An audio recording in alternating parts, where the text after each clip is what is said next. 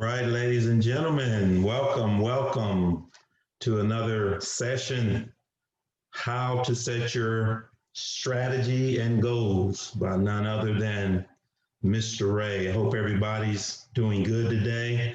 I'm excited about what we have to share today. This is where it all starts at. This is how you begin by making your strategies and goals clear.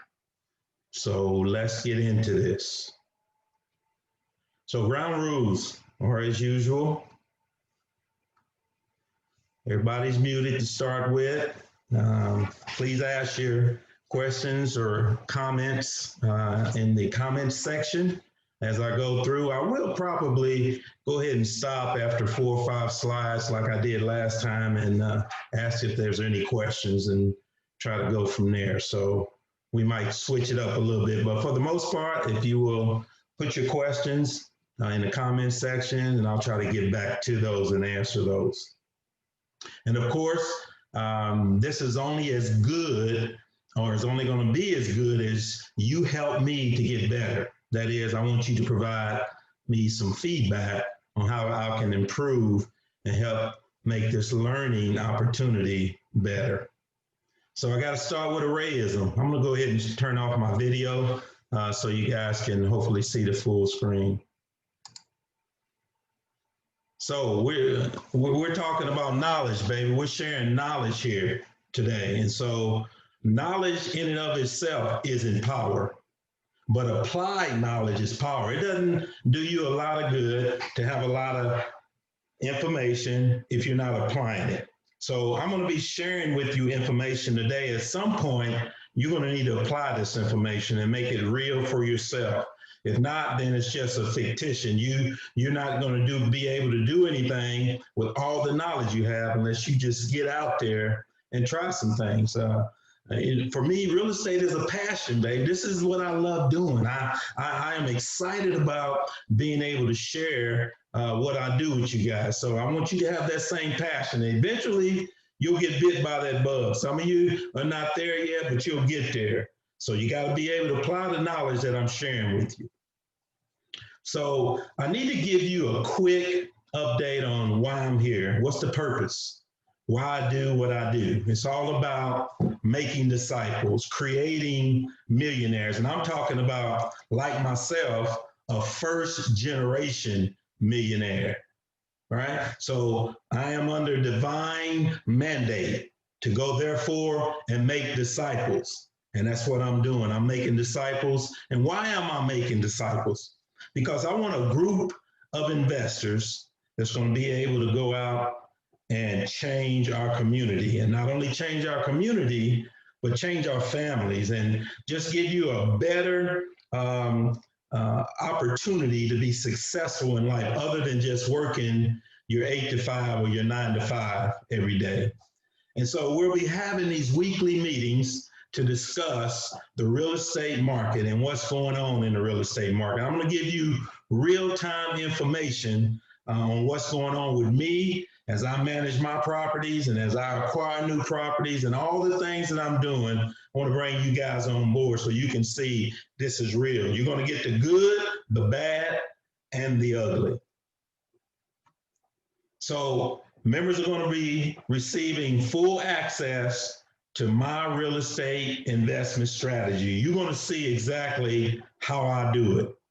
You're going to have access to all my videos. If you miss a meeting, then you just let me know. I'll make sure I'll send that meeting to you, the link to it, so that you can access it at your will. And you'll be able to stop it and pause it and do all types of things. I'm in the process. I'm going to be developing a podcast for my services. I'm also going to be having telephone support and all those things.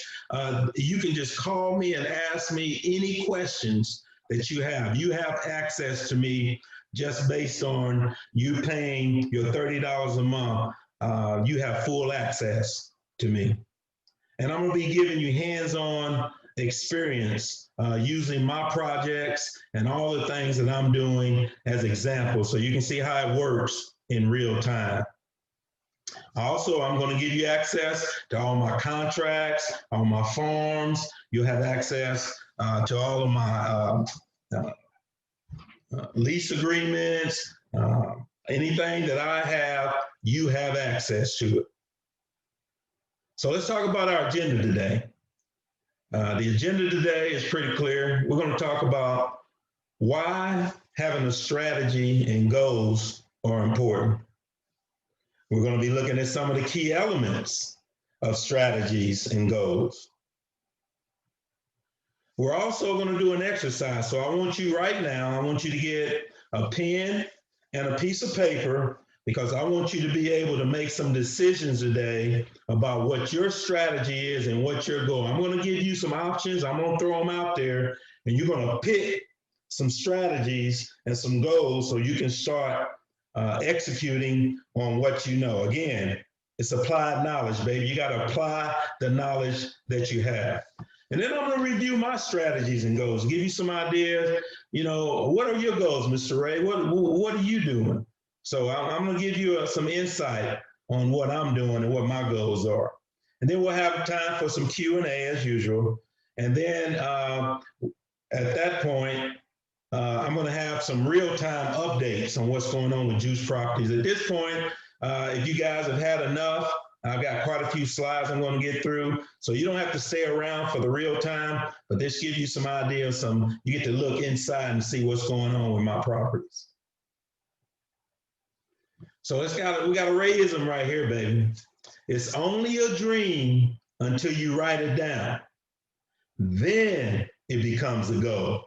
That's what it's all about, man. You got all these dreams, you got all these ideas, you got things you want to do, but you haven't written them down.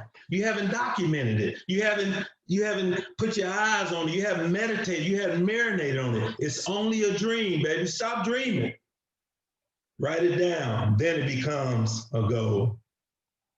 So why should we set goals anyway? What's the purpose of goals? So you set goals to determine and to identify what it is you're actually trying to achieve. And what goals do, they allow you to determine what you're trying to accomplish. Also helps you to stay focused because as you review those goals, you don't get all out there chasing rabbits, doing all kind of things that have nothing to do with your goals. It helps you to stay focused on what you're supposed to be working on. We get distracted very easily, but having some goals and a strategy and some criteria on what you're doing keeps you from getting distracted. But it also holds you accountable. You put these goals out there and you don't hold yourself accountable, there's no sense in you making the goals. So I'm here to help you to make sure that you achieve your goals, and I'm going to help you by holding you accountable. Also gives you a measuring stick. You know exactly what you're up against. When you set a good strategy and you have good goals, you know if you're doing good, if you're progressing as you should, or if you're not. Again, you get to see how well you're doing. So when we talk about goals, we want to talk about SMART goals, and that's just an acronym for being specific about your goals. Make sure you're very, very specific, or as specific as you can be. Those goals must be measurable. You got to be able to put some measuring stick to them. They also have to be actionable. And don't forget, make sure they're realistic. But don't be afraid also to challenge yourself. Get out there and stretch yourself a little bit. But then they also need to have some time related. It's going to take you a year. It's going to take you 2 years. You need to know the end date of your goal. So let's start by determining what our investment strategy is going to be as we look forward to going about being a minority real estate millionaire. So at this point, I want you to pick one of these. I'm going to go through them, but you got to pick one. This is what I want to do, Mr. Ray. So do you want to be a flipper? You want to be out there flipping houses? Do you want to be a wholesaler? Do you want to get in the wholesale market? How about house hacking? You want to buy a duplex, live in one side, and then rent out the other side while it pays for your rent. Oh, the bird strategy. That's my favorite strategy, baby, where you buy it, you rehab it, you rent it, you refinance it, and then you go in there and repeat it again, baby. Maybe you're just a short-term buy and hold. Make a decision. Maybe you're a long-term buy and holder like me. I don't sell the goose that lays the golden egg. I want to buy these properties. I'm going to buy them right, and I'm going to milk them for everything I can. If I can keep them 30, 40, 50 years until the day I die, I want to keep these properties because what they're doing, they are bringing me income every day, baby. Don't fall in love with them homes. Fall in love with them numbers. Maybe you want to be a cash person. Maybe you got it like that. Huh? If you can purchase all cash, that's a good strategy. That's what I do. Lease option. We haven't talked about that much, but that's another strategy. And then, maybe if you don't have money, maybe you're going to use hard money loans. So right now, as you're looking at the screen, I want you to determine right now, write it down. What is your strategy going to be? Buy and hold, short-term, house hacking, whatever it is, I want you to write it down. I'm going to give you a minute. And I'm going to stop right here. Are there any questions before we go on?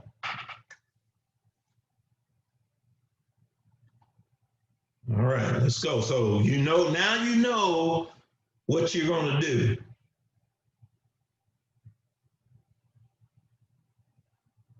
Somebody's writing on my screen. Hold up.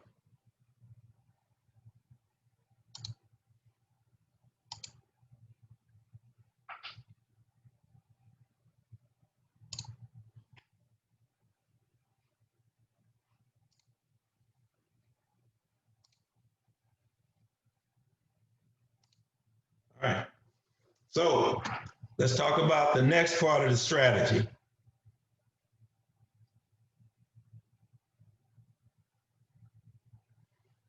Now, this is the part of the strategy where you're going to be determining the property type, right? You determine, you're going to buy and hold, you're going to flip, you're going to whatever, but you still need to determine what type of property that you're going to be purchasing.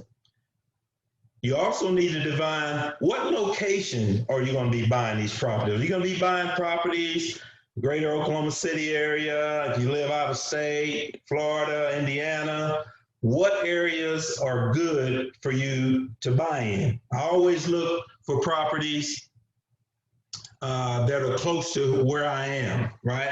I want to be able to touch my properties. I want to make sure that I can see what's going on. Then also you got to determine what condition do you want to buy these properties. You want to buy rundown properties that are, mostly wholesale properties that you can get them very cheap and you can fix them up, or do you want to buy properties that are pretty much ready to go? Turnkey, all you got to do is stick a tenant in there. And then we want to talk about the price range, the return that you want, and then the timeline. I'm going to talk about each one of those individually. So what type of real estate, right? You got residential, you got commercial, you got industrial, you got land. I focus on strictly residential, single family homes. I will do duplexes. I have one duplex in my portfolio, but mostly I'm a residential guy. I've had opportunities to go into commercial, but I have not. So I want you to determine today, write it down. What type of real estate do you want to invest in? I'm gonna stop right here if there's any questions.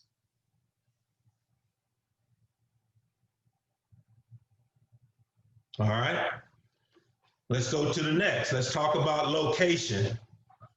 Where are you going to be purchasing these properties? For me, I'm going to be pretty much Oklahoma City. Now, when I say Oklahoma City, that's surrounding towns include Mustang, Moore, Norman, Guthrie. Anything that's within 20 minutes, 30 minutes of Oklahoma City, I'm good with, right? But I'm not going outside of that. Then you got to determine which neighborhoods that you want to focus on. Do you want to do Class A, Class B, Class C property. Class A properties are your high quality property. These are properties probably over $100,000, right? They're in safe neighborhoods.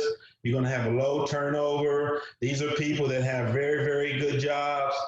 These are high quality properties. Class B properties are kind of the mid-level. I mean, they're good neighborhoods. These are properties that are probably, 120, and this is Oklahoma City area, between 120 probably down to about $80,000.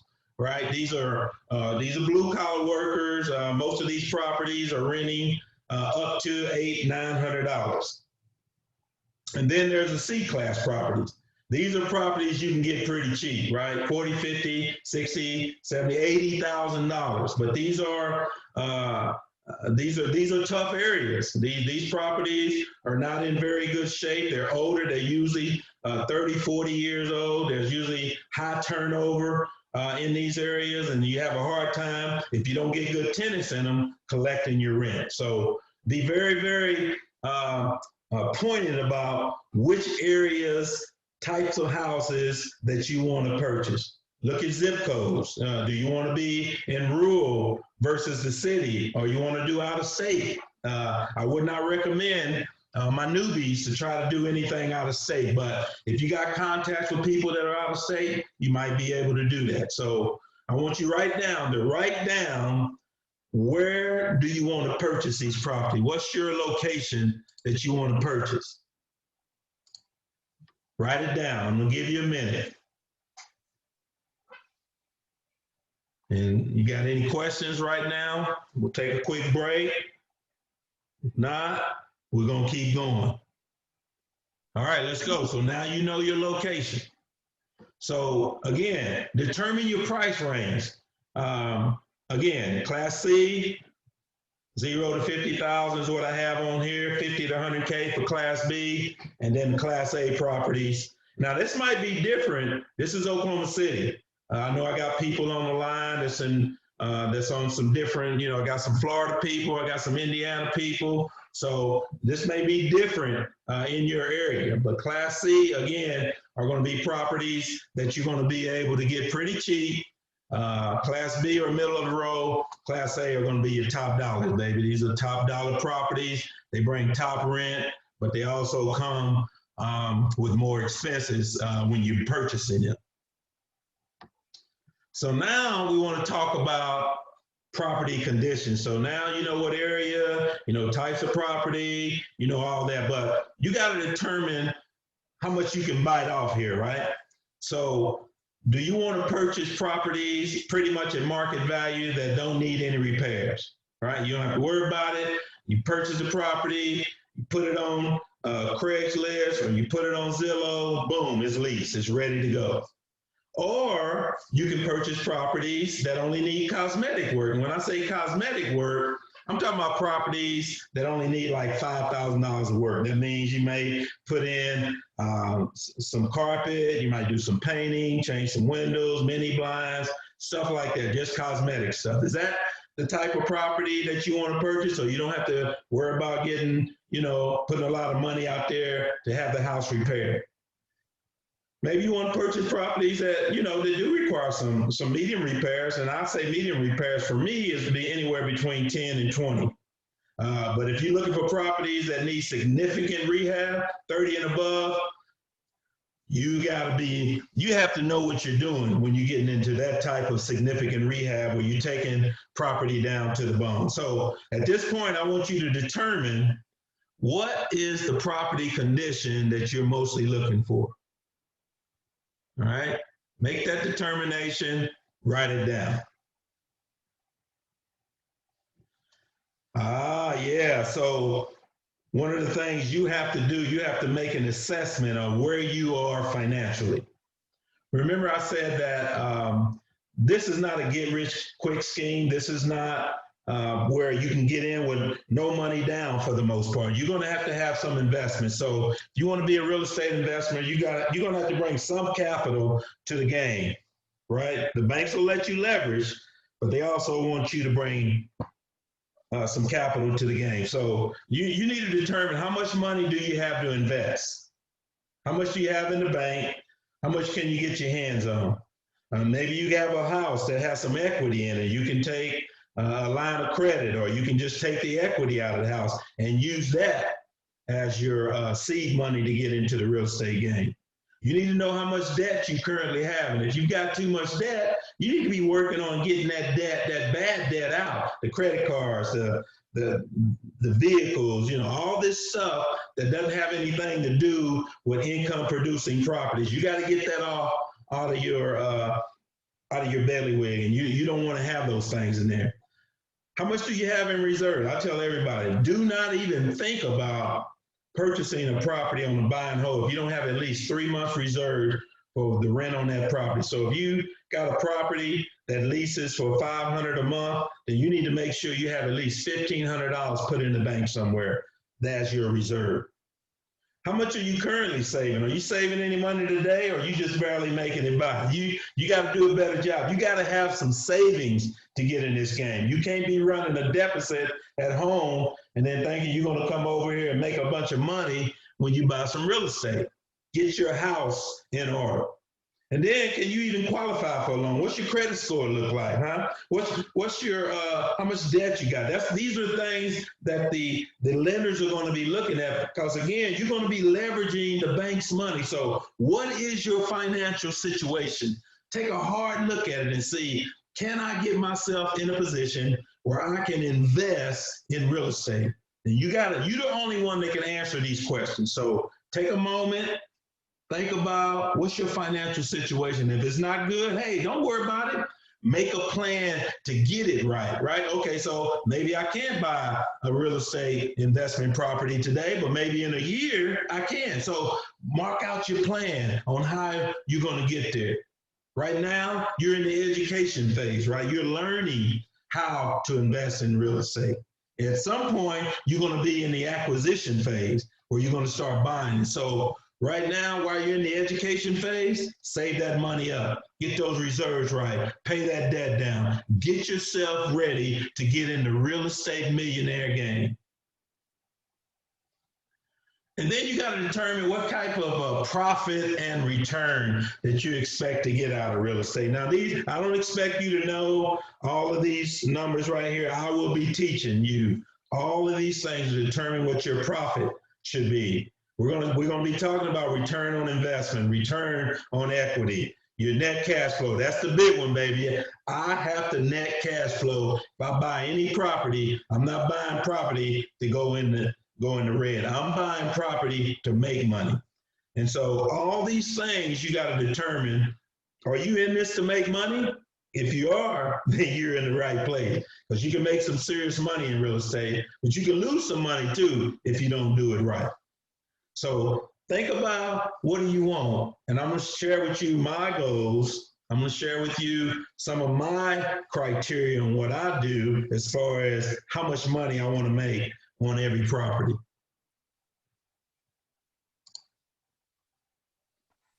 And then there's a timeline. You got to have the time piece of this down.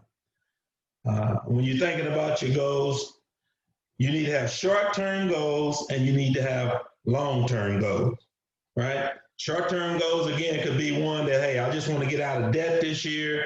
Your long-term goal is I want to have 5 properties in 5 years. And when do you expect to achieve these goals? Again, they got to have that time element in it. I want to do this year. Year 2, I'm going to do this. Year 5, make sure that your goals have some time element to it. That way, you can hold yourself accountable. Now, that doesn't mean that you won't miss those goals and you can't be flexible in changing those goals, but it does mean that you do set out to achieve those goals in a certain amount of time. Then you can have monthly goals, yearly goals, and then lifetime goals. So there's a time element that you must put in your goals so that you can hold yourself accountable, and then you can measure and see how well you're doing against those goals. So here's some examples. Here's some examples of some of the goals that you could have as far as real estate is concerned. So one of the goals that you could have is, I want to quit my job in 5 years. That's pretty specific, right? It's got a time element. It tells you what you want to do and when you want to do it. In 5 years, baby, I want to quit my job. Now, you're going to have some other goals up under there to achieve that, but that's the high arching goal that you're looking at. Maybe you want to buy 5 houses by the age of 30. Maybe you're 20 today, but by the age of 30, you want to buy 5 income producing properties. That's a good goal. That's a smart goal. Or I want to earn $5,000 a month in passive income in the next 5 years. That's a smart goal. Or I want to buy 3 condos using other people's money by the time I'm 45 years old. Or I want to retire with a net worth of 1 million by the time I'm 62. Or maybe you want to be debt free, except for your personal home by 2030. These are all smart goals. These are goals that are very specific. They tell you exactly what you want to achieve and when you want to achieve them. Be very, very specific on what you're doing. So think about right now, what type of goal do you want? Write down a couple of them. You want to quit your job. You want to make as much money in real estate that you're making at your full-time job so that you can quit your 9 to 5. Write it down. Remember, it's not a goal. It's only a dream, baby, until you write it down. Here we go now. Let's get to Mr. Ray's real estate strategy. What you doing, Mr. Ray? We want to know what you doing to be a millionaire. How'd you get to be a millionaire? Well, I'm glad you asked. I want to share with you some of my strategy. So my strategy is I buy and hold real estate for long-term passive income. I want that goose to keep laying golden eggs every month. I want those checks to be coming in every month. And so I buy to hold. It's very rarely will I sell a property. Now, some of you all that were with me before knew I was looking at selling my one property, and I ended up not selling it, ended up putting it back on the rent roll, baby, because I like that money coming in. My property types that I like, I only deal in single family homes, duplexes, or triplexes. All of my properties, the 20 properties I have, all of them are single family homes except for one. I have one duplex. So that's what I like. I like 3-bed, 2-bath, 2-car, central heat and air. I like for them to have, fenced backyards. I want to have good utilities in there. So it's all about determining what type of property. So I want you to identify what's your property type that you're looking for. Location, we already talked about that. I said I love the greater Oklahoma City area. I think it's one of the best areas where you can invest in real estate and make good passive income.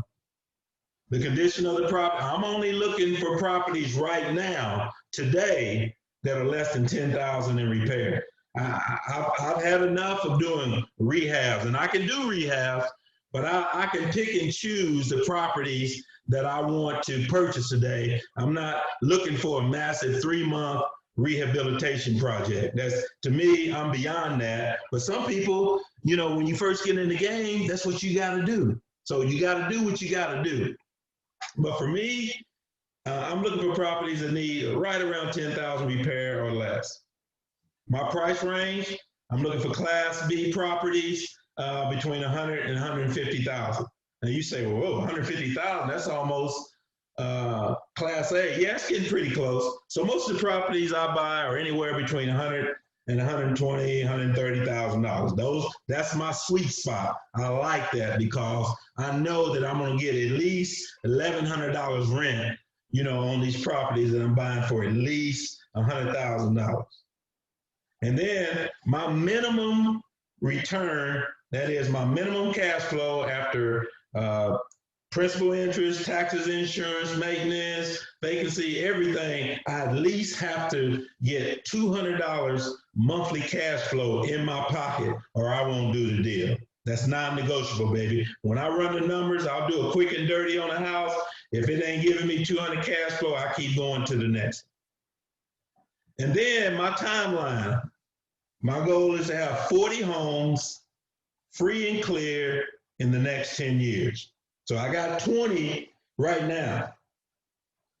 That means I need to get 20 more in the next 10 years and have them all paid off. You say, Ray, that's a lot, baby. You're right, that is a lot. But I can do it. That's my goal. So what are some of my rules when I'm buying rental properties? So I have some rules, some criteria that I look at whenever I'm buying rental property. These things help guide me to certain areas, to certain neighborhoods. They just keep me focused on what I'm trying to accomplish at this point in my life. Again, I always want to make sure I have a minimum of 3 months cash reserve for each rental. Well, at this stage of the game, I got more than that. I keep at least $90,000 in the bank that covers all 20 of my rentals. So I got more than 3 months reserve. But at a minimum, I'm always going to have at least 3 months reserve for every rental. Again, we already talked about my 200 minimum cash flow. I always buy at least 20% below the market. I'm never paying market value for any property again in my life. I just won't do it. Why? Because I know that money is made when you buy the property, not when you sell it. So I won't even look at a property if it's not 20% below the after repair value. It's got to be 20%. So if it's a $100,000 house, I gotta get it for at least 80,000, or I'm not even interested in it. I always try to get a 20, 30-year loan to maximize my cash flow. Now, this is getting more and more difficult for me because banks are tightening up now. They only want to give 15-year loans. You know, as very rarely are they giving 30-year loans anymore. Most of my homes, when I got them early on, all of them are on 30-year loans. And that way I could cash flow them very easily. Now the numbers, I have to work a lot harder to make the numbers work on a 15-year note, right? That means I got to put down more money or I got to get better deals. But if I can get 20, 30-year loans, that's what I'm looking for so I can maximize my cash flows.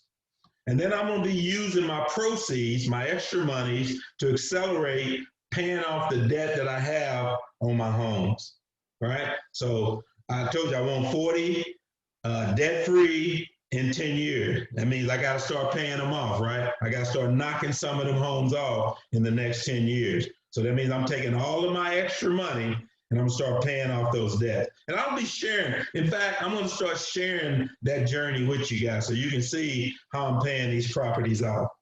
And then I'm either going to take my extra money, I'm going to reinvest my cash flow, I'm either going to refinance to buy more properties, or I'm going to be paying down my debt with all my extra money. And I never purchase a property that does not meet the 1% rule. And a lot of my newbies are on the phone today. You know, what's the 1% rule? Well, you're going to learn it, but it's pretty simple. It's if I have a home that I purchased for $100,000, I at least got to be able to get $1,000 rent per month for that property. 1% of 100,000 is 1,000. So I at least got to get $1,000 a month of rent because I know that 1% rule is going to work because 50% is going to be eat up in principal, interest, taxes, insurance, all that. So I know 50% of my money is going to be eat up real quick. So I got to at least make 1% on what I'm paying for that property. And I only purchase properties that meet my criteria, baby. I know sometimes I get to looking at them, oh, this look good, nice neighborhood, this and that. But when I run the numbers, when I apply my criteria, it don't match. Well, at that point, I'm done. I'm throwing it out. I'm not even going to consider that property anymore. So let me stop right there. Questions, comments, before I get too far. I know I've given you a lot of information. Any questions at this point? All right, let's keep rolling then. You guys are Hey, Raymond. Yes. You do have a question in the comments regarding income ratio target. All All right, what debt income rate is recommended when dealing with banks for a mortgage, especially if you're already a homeowner? Uh, Usually, about the maximum that the banks want you to have is about 35% debt to income. So if you're making $1,000 a month, they don't want your payments to be, I mean, all your debt, everything included, that'd be about $350, right? So they're looking to keep your debt to income ratio right around the 30% range.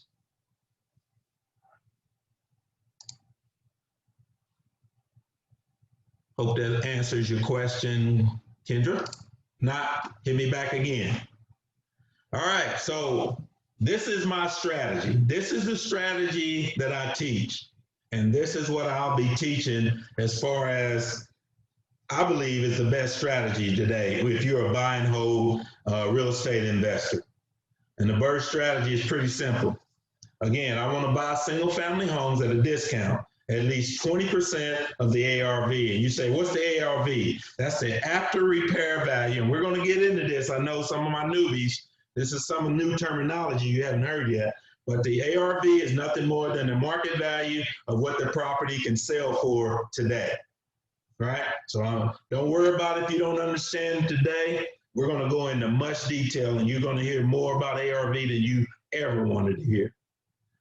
And then after I buy the property for at least 20% of the value, then I'm going to rehab it up to 75% of the value, right? If it's a $100,000 property, then I can rehab it all the way up to $75,000. So if I got $50,000 in the, let's say it's a $100,000 house is the ARV.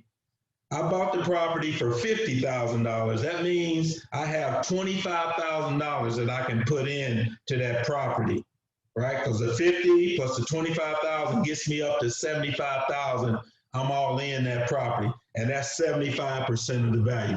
So Ray, why 75%? Because I know that's what the bank will refinance me for on that property, right? I got a bank today that will refinance any property that I have up to 75% of the value. Now, I got to tell you, this has changed some. Let me go back. Because now banks are saying, Ray, I don't know if we want to give you 75% of the after repair value. We want to give you 75% of what you paid for it. No, that's not going to work for me because I'm buying it at 80% already. Now you're telling me you're only going to give me 75% of the 80%. That won't work for me. And that's what a lot of banks are doing. But a lot of banks are getting a little leery on this whole real estate deal because, you know, COVID is still out there. We still got all these people that are under forbearance, that are not making their payments. So they're tightening up a little bit on some of this stuff. But I want to make sure I can rehab it up to 75% of the value.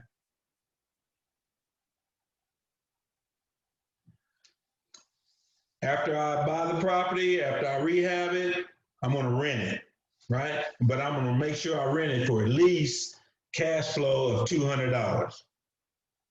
And then I'm going to turn around and I'm going to refi, get all my money back out of the property, and I'm going to turn around and do it again.